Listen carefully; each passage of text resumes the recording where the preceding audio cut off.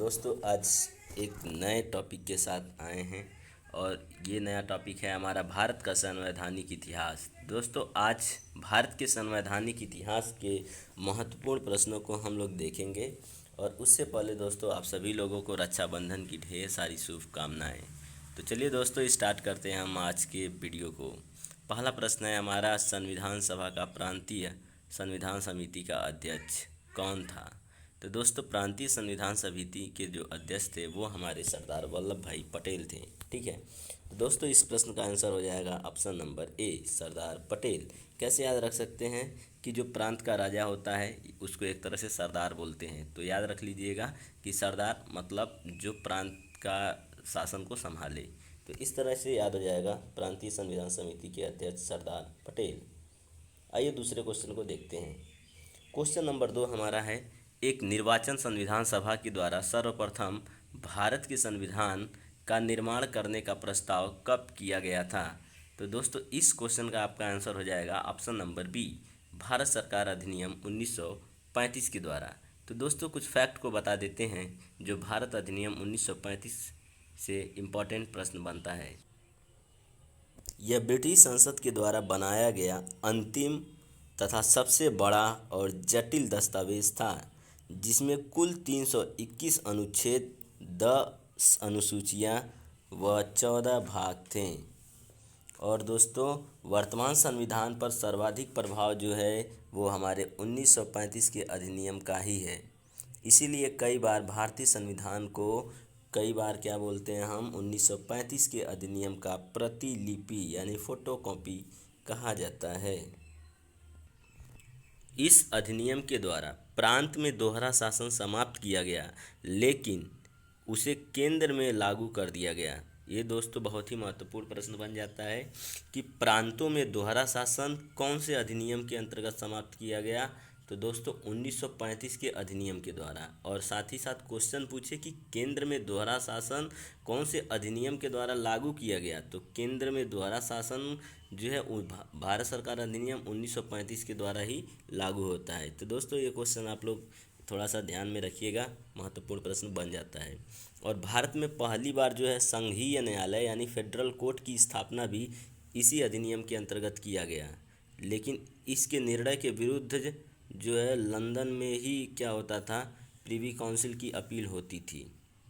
और यह अक्टूबर 1937 में अस्तित्व में आया था संघीय न्यायालय। ठीक है, तो ये क्वेश्चन भी इम्पोर्टेंट बन जाता है।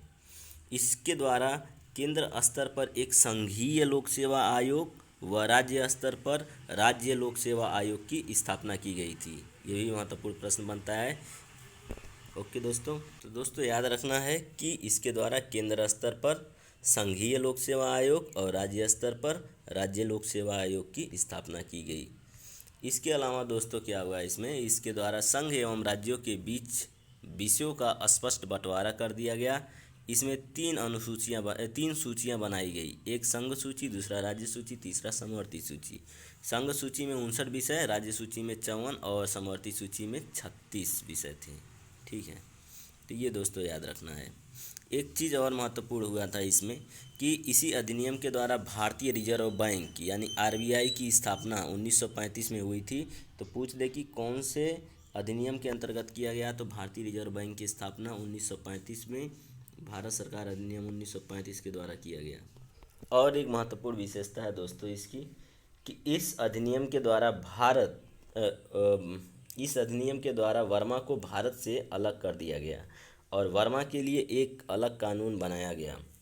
अगर क्वेश्चन दोस्तों पूछ देता है कि वर्मा को भारत से अलग कौन से रिपोर्ट के आधार पर किया गया था, तो ये साइमन कमीशन की रिपोर्ट थी जिसके आधार पर वर्मा को भारत से अलग कर दिया गया था। ठीक है दोस्तों, ये बहुत ही महत्वपूर्ण प्रश्न है। क्वेश्चन है कि भारतीय संविधान सभा की स्थापना कब की गई थी अथवा भारतीय संविधान सभा की पहली बैठक कब हुई थी? तो दोस्तों आप सभी लोगों को एक क्वेश्चन का आंसर तो पता होना चाहिए। तो दोस्तों इसका आंसर है 9 दिसंबर 1946, ऑप्शन नंबर बी। ये दोस्तों इसका आंसर हो जाएगा 9 दिसंबर 1946।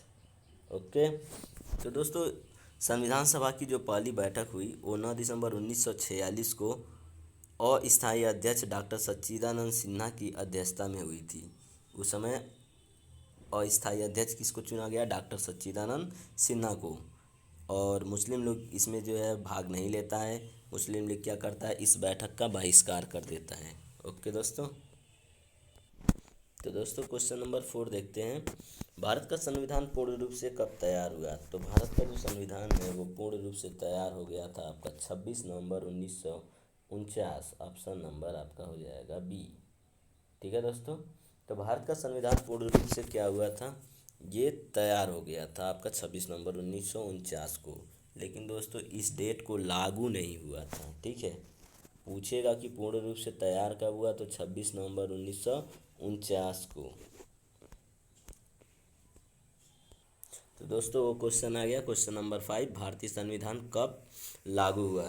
तो दोस्तों भारतीय संविधान जो हमारा लागू हुआ वो 26 जनवरी 1950 को लागू हुआ। तो आपका आंसर हो जाएगा ऑप्शन नंबर ए। ठीक है, तो दोस्तों ये दोनों क्वेश्चन में आप लोग कंफ्यूज मत होइएगा। एक क्वेश्चन हमने आपसे पूछा कि भारत का संविधान पूर्ण रूप से कब तैयार हुआ, तो हमारा 26 नवंबर 1949 को। और पूर्ण रूप से लागू कब हो गया, तो ये 26 जनवरी 1950 को पूर्ण रूप से क्या हो गया? लागू हो गया। और इस समय भारतीय संविधान में कुल 395 अनुच्छेद, 8 अनुसूचियाँ तथा 22 भाग थे। भारतीय संविधान सभा की प्रारूप समिति यानी मसौदा समिति का अध्यक्ष कौन था? ये दोस्तों बहुत ही इम्पोर्टेंट क्वेश्चन है। तो हमारे प्रारूप समिति या मसौदा समिति के अध्यक्ष कौन है? तो ये हैं BR अम्बेडकर, भीमराव अम्बेडकर। दोस्तों ये प्रारूप समिति या मसौदा समिति के क्या हैं? अध्यक्ष हैं। और इन्हीं को भारतीय संविधान का जनक माना जाता है। ठीक है, भीमराव अम्बेडकर को ही भारतीय संविधान का जनक माना जाता है। और भारत का संविधान जो है विश्व का सबसे बड़ा, सबसे लंबा लिखित संविधान है। क्वेश्चन नंबर 7 है दोस्तों, संविधान सभा ने डॉक्टर BR अम्बेडकर की अध्यक्षता में प्रारूप समिति यानी मसौदा समिति का गठन कब किया? तो इस क्वेश्चन का आंसर आप लोग बताइए दोस्तों। वो क्वेश्चन में थोड़ा सा प्रिंटिंग मिस्टेक आ गया है दोस्तों। यहाँ पर जो है आपका ये 19 अगस्त नहीं 29 अगस्त होगा। क्या होगा? 29 अगस्त, 29। अब दोस्तों ये क्वेश्चन सही है। ओके, तो दोस्तों अगर क्वेश्चन आपसे पूछ दिया कि संविधान सभा ने डॉक्टर BR अम्बेडकर की अध्यक्षता में प्रारूप समिति यानी मसौदा समिति का गठन कब किया, तो दोस्तों इस क्वेश्चन का आपका आंसर क्या हो जाएगा? ऑप्शन नंबर डी, 29 अगस्त 1947। ध्यान दीजिएगा दोस्तों, ये आपका 29 अगस्त है, 29। प्रिंटिंग थोड़ा सा मिस्टेक हो गया है, इसके लिए सॉरी। ओके दोस्तों, आगे बढ़ते हैं। क्वेश्चन नंबर 8, किस वर्ष जनगण मन को भारत का राष्ट्रगान के रूप में अपनाया गया? तो दोस्तों अगला क्वेश्चन जो हमारा है इसका आंसर आप लोग बताइए। अगर पता है तो इसका आपका आंसर हो जाएगा ऑप्शन नंबर सी, 1950। ठीक है, क्या हो जाएगा? 1950। ये बहुत ही महत्वपूर्ण प्रश्न है दोस्तों। ठीक है, भारतीय संविधान को निर्माण करने के लिए संविधान सभा में कुल कितने अधिवेशन हुए? तो ज़्यादातर जगह पे ज़्यादा लोग जो है इसका आंसर 11 देते हैं, लेकिन हमने इसको विकल्प में ही नहीं रखा है।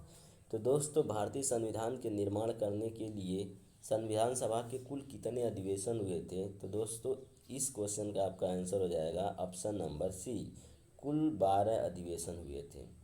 अब दोस्तों कहीं भी दिमाग में 11 अधिवेशन या 11 सत्र मत रखिएगा। ठीक है, ये टोटल कितने हुए थे? 12।